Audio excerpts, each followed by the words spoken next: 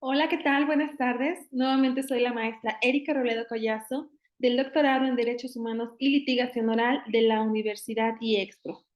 Bien, en esta ocasión, en lo correspondiente a la materia de Seminario de Profundización en Técnica de Argumentación e Interpretación Jurídica, cuyo docente es el doctor Ahmed López Jiménez, analizaremos un tema muy importante y trascendente en nuestro sistema judicial mexicano. ¿Cuál es este? La contradicción de tesis 293/2011 resulta por el Pleno de la Suprema Corte de Justicia de la Nación el pasado 3 de septiembre del año 2013. ¿Por qué es tan importante y trascendente precisamente esta sentencia que resuelve el Pleno de la Suprema Corte de Justicia de la Nación para nuestro marco legal, nuestro marco histórico en cuanto hacia materia de derechos humanos? Porque esta sentencia representa un nuevo paradigma del derecho constitucional mexicano, toda vez que la Suprema Corte de Justicia de la Nación determina que las normas sobre derechos humanos contenidas en los tratados internacionales tienen un rango constitucional. Bien, analicemos detenidamente cómo es que se llega a esta conclusión por parte del Pleno de la Suprema Corte de Justicia de la Nación.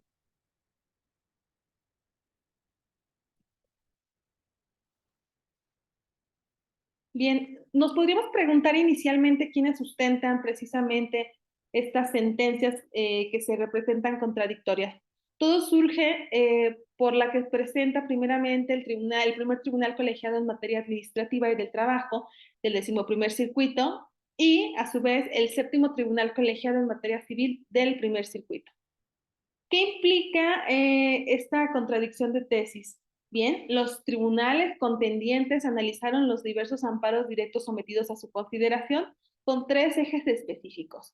El primero de ellos era determinar cuál era la posición jerárquica de los tratados internacionales hablando de derechos humanos en relación con la Constitución. Es decir, estos tratados internacionales estaban por encima de la Constitución, por debajo de la Constitución o a la par de la Constitución. Número dos, determinar cuál es el carácter de la jurisprudencia en materia de derechos humanos que se emite precisamente por la Corte Interamericana de Derechos Humanos. Y a su vez, en un punto número tres, determinar cuál era o cómo se daba el control de convencionalidad, analizando o interpretando por esto la congruencia entre las normas nacionales en comparación con las de la Convención Americana de Derechos Humanos. Así las cosas, analizando un primer punto referente a la posición jerárquica de estos tratados internacionales en relación con la Constitución, es importante resaltar que ambos tribunales se pronunciaron precisamente respecto a la posición jerárquica de estos, siendo que el séptimo tribunal colegiado sostuvo que los mismos siempre se van a ubicar por debajo de la Constitución, mientras que el primer tribunal colegiado determinó o consideró que estos tratados internacionales estaban a la par de la Constitución, es decir, al mismo nivel. Bien, un segundo punto que se analizó precisamente fue el carácter de la jurisprudencia en materia de derechos humanos que emite la Corte Interamericana, mientras que el séptimo tribunal colegiado consideró a la jurisprudencia de la Corte Interamericana de Derechos Humanos solamente como un mero criterio orientador. El primer tribunal colegiado determinó que no solamente esto, sino que cualquier dicho o precedente o cualquier otro organismo internacional de derechos humanos tiene un carácter obligatorio, vinculatorio para todos nuestros jueces que resuelven en el Estado mexicano. Bien, el tercer punto relativo al control de convencionalidad, si bien es cierto, ambos tribunales sostuvieron la pertinencia del control de convencionalidad siempre en sede interna, no menos cierto es que el primer tribunal colegiado señaló que este debe ser ejercido por todas nuestras autoridades jurisdiccionales. No obstante, el séptimo tribunal colegiado solo analizó que era posible plantear violaciones de derechos humanos contenidas en tratados internacionales única y exclusivamente a través del juicio de amparo.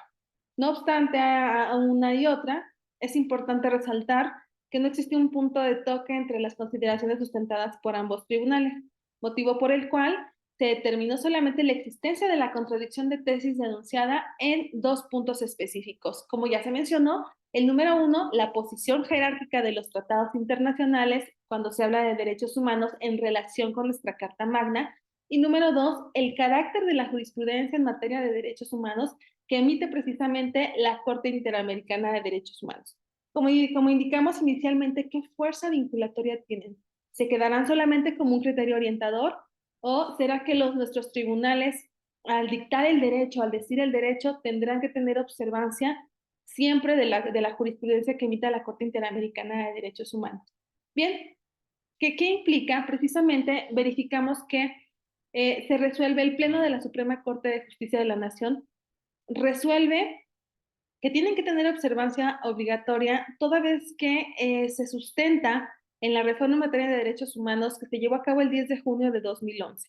Recordemos que en esta reforma se modificaron 11 artículos de nuestra Constitución Política para los Estados Unidos mexicanos y que además se determinó a la persona para que se le brinde la protección más amplia en cuanto hace a derechos humanos. Con este mismo objetivo, se inserta en el texto constitucional la palabra derechos humanos y además se establecen dos tipos de interpretación: el principio pro persona y la interpretación conforme. El principio pro persona que determina que al momento de que resuelvan los jueces, tienen que observar lo más benéfico para la persona. En caso de que haya una norma que se contraríe o que no se determine adecuadamente su aplicatoriedad, tendremos que atender al principio pro persona y el principio de interpretación conforme, en donde efectivamente debe tener observancia la interpretación y debe tener observancia siempre los derechos humanos. Hay que analizar qué contiene o qué indican los derechos humanos, cómo ha resuelto la Corte. Bien, respecto al punto número 1, analizábamos precisamente la reforma en materia de derechos humanos. Dentro de la contradicción de tesis o la sentencia de la contradicción de tesis, se exigió a todos los operadores jurídicos, en especial a la Suprema Corte de Justicia de la Nación, un minucioso análisis del nuevo texto constitucional con la finalidad de determinar cuáles eran sus alcances y reinterpretar aquellas figuras e instituciones aplicables al tema. De la misma forma, se llevó un análisis y una interpretación sistemática del artículo primero constitucional, en donde los ministros de la Suprema Corte realizaron una interpretación literal de los 3 primeros párrafos del artículo primero, la cual se complementará con una interpretación sistemática del texto vigente constitucional y con una interpretación que buscó esclarecer cuál era la intención y la finalidad del poder reformador al aprobar las citadas reformas. ¿Qué se buscaba? Quizá podríamos establecer en este rubro una interpretación teleológica. ¿Cuál era ese fin de ese juez, de ese poder reformador, para establecer precisamente esta reforma en materia de derechos humanos? Bien, recordemos que el párrafo primero establece que todas las personas gozarán de los derechos humanos reconocidos en la Constitución y en los tratados internacionales de los que el Estado mexicano sea parte. Y además, en un segundo párrafo nos hace referencia a que las normas relativas a los derechos humanos siempre se van a interpretar de conformidad con la Constitución y con los tratados internacionales de la materia, favoreciendo en todo momento a las personas la protección más amplia. Como referimos hace rato, es el principio pro persona. De la misma manera, analiza que todas las normas de derechos humanos deberán interpretarse de conformidad con la Constitución y con los tratados internacionales de derechos humanos. Por ende, el principio pro persona obliga a que la interpretación de los derechos humanos se desarrolle favoreciendo en todo tiempo la protección más amplia a esta. Eso es en cuanto al primero de los rubros referente a qué posición jerárquica tienen precisamente los tratados internacionales en relación o en comparación con la Constitución. Ahora, respecto al punto número 2, ¿cuál es el carácter de la jurisprudencia que emite la Corte Interamericana de Derechos Humanos? Que fue nuestro segundo punto de contradicción suscitado por los criterios emitidos por los tribunales colegiados. Y habría que determinar si estos criterios interpretativos contenidos en la jurisprudencia de la Corte Interamericana son orientadores, son obligatorios o son vinculantes para nuestros jueces locales. En este mismo orden de ideas, el Pleno, posterior al análisis de la interpretación, determina que debe existir la jurisprudencia de la Corte Interamericana, porque esta constituye una extensión de la Convención Americana sobre Derechos Humanos. Asimismo, hacen referencia, conforme al artículo primero constitucional nuevamente, que todos los derechos humanos reconocidos en la Constitución y en los tratados internacionales, siempre que se ratifiquen por el Estado mexicano, forman parte de un mismo catálogo que conforma el parámetro de control de regularidad, siempre del ordenamiento mexicano. En consecuencia, los criterios que emita la Corte Interamericana en sus resoluciones como intérprete último de la Convención Americana en el ámbito internacional son vinculantes para todos los órganos jurisdiccionales en nuestro país. Bien, ¿cómo aplica este carácter vinculante de la jurisprudencia? Dice aquí en un primer punto, cuando el criterio se haya emitido en el caso de que el Estado mexicano no haya sido parte, la aplicabilidad del precedente al caso específico debe determinarse con base en la verificación de la existencia de las mismas razones que motivaron el pronunciamiento. 2. En todos los casos que sea posible, debe armonizarse siempre la jurisprudencia interamericana con la nacional. Y número 3, de ser imposible la armonización, debe aplicarse el criterio que resulte más favorecedor para la protección de los derechos humanos de las personas.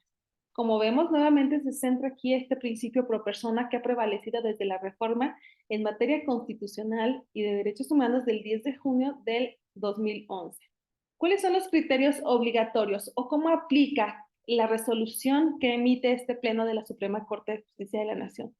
Establece que debe prevalecer el carácter de la jurisprudencia de los criterios establecidos por el Tribunal del Pleno de la Suprema Corte de Justicia de la Nación, señalando que los derechos humanos contenidos en la Constitución y en los tratados internacionales constituyen el parámetro de control de regularidad constitucional, pero cuando en la Constitución haya una restricción expresa al ejercicio de aquellos, debe estarse a lo que el texto constitucional señala, como punto número 1.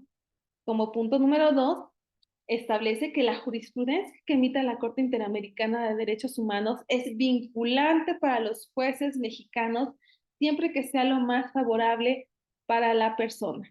Como podemos observar, esta resolución resulta de gran trascendencia e importancia en nuestro marco jurídico constitucional. ¿Por qué situación? Porque los criterios jurisprudenciales de la Corte Interamericana de Derechos Humanos, con independencia de que el Estado mexicano haya sido parte en el litigio ante dicho tribunal, siempre resultan vinculantes para los jueces nacionales al constituir precisamente una extensión, como ya se había mencionado, de la Convención Americana sobre Derechos Humanos. Luego entonces, la fuerza vinculante de la jurisprudencia interamericana se desprende del propio mandato establecido en el artículo primero de nuestra Carta Magna, pues el principio pro persona va a obligar siempre a los jueces nacionales a resolver cada caso atendiendo a la interpretación más favorable para la persona. Bien, espero haber sido clara y espero haberme explicado. No obstante, les dejo las referencias por si quieren ahondar un poco más en el tema.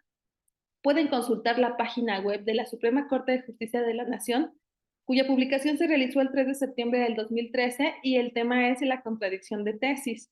Número 2, el video de YouTube que establece la Dirección General de Derechos Humanos de la Suprema Corte de Justicia de la Nación del 15 de diciembre del año 2020, cuyo tema es precisamente la contradicción de tesis 293.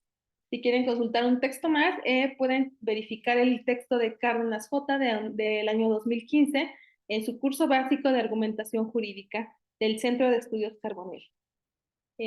Espero seguir contando con su presencia y muchas gracias. Hasta la próxima.